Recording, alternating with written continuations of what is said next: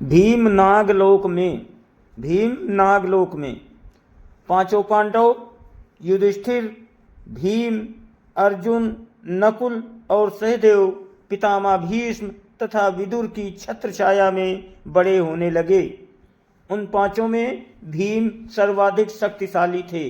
वे 10-20 बालकों को सहज में ही गिरा देते थे। दुर्योधन वैसे तो पांचों पांडवों से ईर्ष्या करता था, किंतु भीम के इस बल को देखकर उससे बहुत अधिक जलता था। वो भीमसेन को किसी प्रकार मार डालने का उपाय सोचने लगा। इसके लिए उसने एक दिन युधिष्ठिर के समक्ष गंगा तट पर स्नान, भोजन तथा क्रीड़ा करने का प्रस्ताव रखा।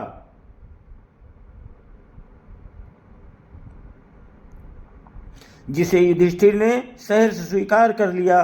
गंगा के तट पर दुर्योधन ने विविध प्रकार के व्यंजन तैयार करवाए।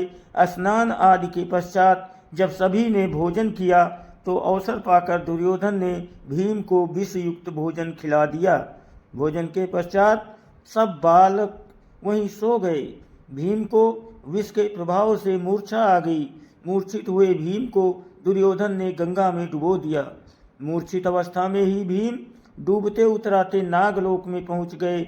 वहां पर उन्हें भयंकर विषधर नाग डसने लगे तथा विषधरों के विष के प्रभाव से भीम के शरीर के भीतर का विष नष्ट हो गया और वे सचेतावस्था में आ गए।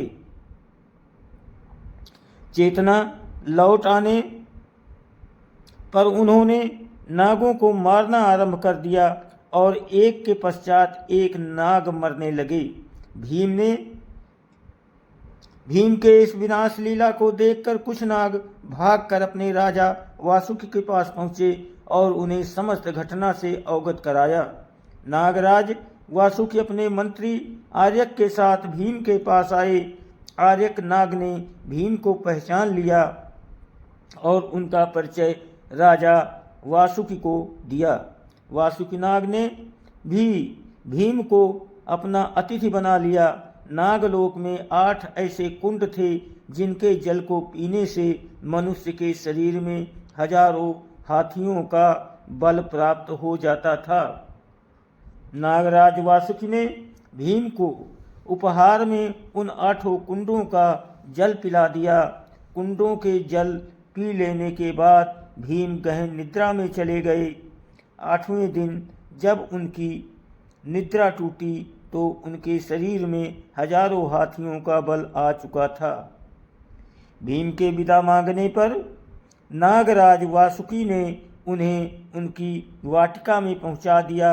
उधर सोकर उठने के बाद जब पांडवों ने भीम को नहीं देखा तो उनकी खोज करने लगे और उनके न मिलने पर राजमहल में लौट गए। भीम के इस प्रकार गायब होने से माता कुंती अत्यंत व्याकुल हुई। वे विदुर से बोली, हे आर्य, दुर्योधन मेरे पुत्रों से और विशेषता भीम से अत्यंत ईर्ष्या करता है। कहीं ऐसा तो नहीं कि उसने भीम को मृत्युलोक में पहुंचा दिया हो।